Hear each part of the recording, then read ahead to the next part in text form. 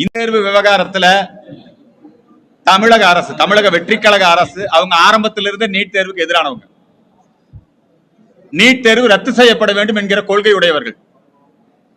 ஆனா நீட் தேர்வை கொண்டு வந்ததே யாரு? காங்கிரஸ் கட்சி, ராகுல், சோனியா. அந்த நீட் தேர்வு விஷயத்தை அறிமுகப்படுத்தினது, அந்த மசோதாவை அறிமுகப்படுத்தினது திமுக, காந்திராஜன். ஆகவே இந்த தமிழக வெற்றிக்கழகம் அவங்க சட்டப்பூர்வமாக இந்த விஷயத்தை அணுகட்டும். ஏன்னா நீட் தேர்வு என்பது இன்னைக்கு நாடு முழுக்க கடந்த 15 ஆண்டுகளுக்கும் மேலாக நடைபெற்றுக் கொண்டிருக்கிறது. நீட் தேர்வுக்கு விலக்கு கோரி ஜெயலலிதா அம்மா ஆட்சி காலத்துல நீதிமன்றம் அவகாசம் கொடுத்தது. அதை நளினி சிதம்பரம் அவங்க தான், காங்கிரஸ் கட்சியை சேர்ந்தவங்க தான் வழக்கு போட்டு சுப்ரீம் கோர்ட் இனி நீட் தேர்வை ரத்து செய்ய முடியாதுன்னு சொன்ன பிறகுதான் நாடு முழுக்க நீட் தேர்வுகள் நடந்து வருகிறது. அதுல 20 லட்சத்திற்கும் மேற்பட்ட மாணவர்கள் நீட் தேர்வு எழுதி பாஸ் ஆயிருக்கிறாங்க. நீட் தேர்வுனால ஏழை எளிய மக்கள் அவர்களுடைய மருத்துவ படிப்பு கனவு நனவாகி இருக்கிறது. தமிழகத்தை சார்ந்த மாணவர்கள் நீட் தேர்விலே சாதனை படைத்திருக்கிறார்கள். எனவே ஜோசப் விஜய் அவர்களுடைய அரசாங்கம் அவர்களுடைய கருத்துக்களை மாற்றிக்கொள்ள வேண்டும். இந்த நீட் தேர்வு எதிர்ப்பு போராட்டம் என்கிற பெயரிலே உங்களையும் இந்த தமிழக அரசாங்கத்தையும் அவர்கள் பிரிவினை பாதைக்கு அழைத்து செல்லக்கூடிய அந்த நிலை இருக்கிறது. இது விஷயத்துல சட்டப்பூர்வமா முயற்சி பண்ணட்டும்.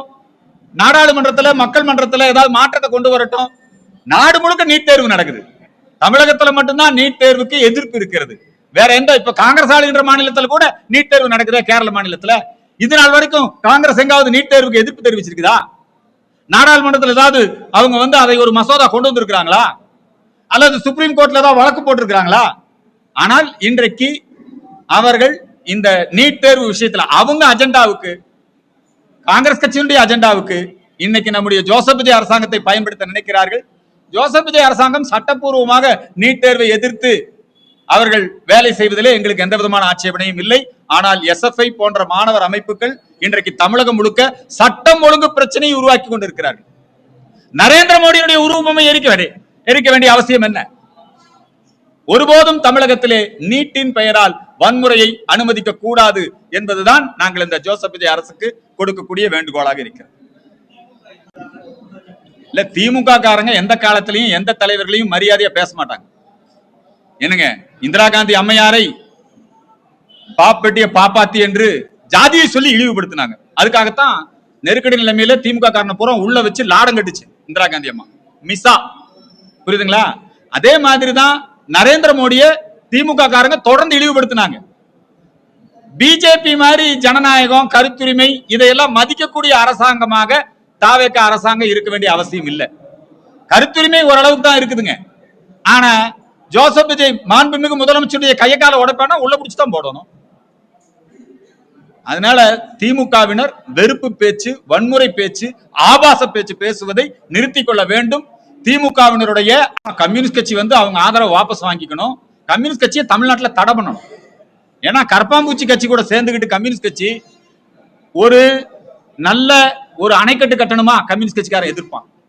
கூடங்குளத்துல மின்சார உற்பத்தியா கம்யூனிஸ்ட் கட்சிக்காரன் எதிர்ப்பான். நாட்டு மக்களுக்கு கரண்ட் கிடைக்கக்கூடாது, நாட்டு மக்களுக்கு நல்ல வேலை வாய்ப்பு கிடைக்கக்கூடாது. புரியுதுங்களா? கம்யூனிஸ்ட் கட்சி சீனாவின் கைகூலி கட்சி. கம்யூனிஸ்ட் கட்சியினுடைய அந்த கொள்கைகள் தமிழ்நாட்டில், இந்தியால, சமீபத்தில் கேரளால தோற்கடிக்கப்பட்ட கட்சி. செத்த தத்துவம் கம்யூனிசம். அந்த செத்த தத்துவத்தை ஜோசப் விஜய் தூக்கி சுமக்க வேண்டிய அவசியம் கிடையாது.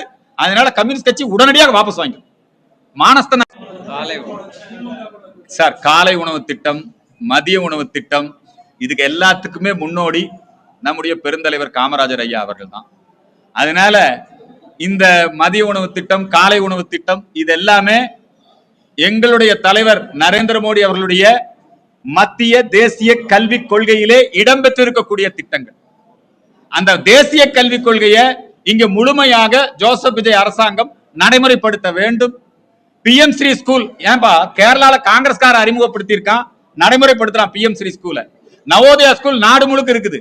இங்க மட்டும் எதுக்காக தடை? ஜோசப் விஜய் மிக தைரியமாக, அவர் ரொம்ப நல்லா அறிவிச்சிருக்கிறார் ஜோசப் விஜய். நாங்கள் மத்திய அரசாங்கத்தோடு கொள்கை ரீதியாக நாங்க மாறுபட்டு இருக்கோம். கொள்கை ரீதியாக நாங்க விமர்சனம் செய்வோம்.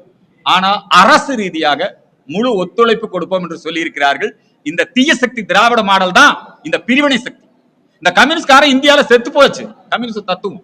ஆனா வேண்டுமென்றே இந்தியாவினுடைய ஸ்திரத்தன்மையை சீர்குலைப்பதற்காக நாங்க இன்னைக்கு இந்த நிகழ்ச்சியில் கூட என்ன வேண்டுகோள் வைக்கிறேன்னா, ஐயா நரேந்திர மோடி அவர்களுக்கும் உள்துறை அமைச்சர் அமித்ஷா அவர்களுக்கும் இந்த இந்திய நாட்டுல இந்த கம்யூனிஸ்ட் கட்சியை தடை செய்யணும்.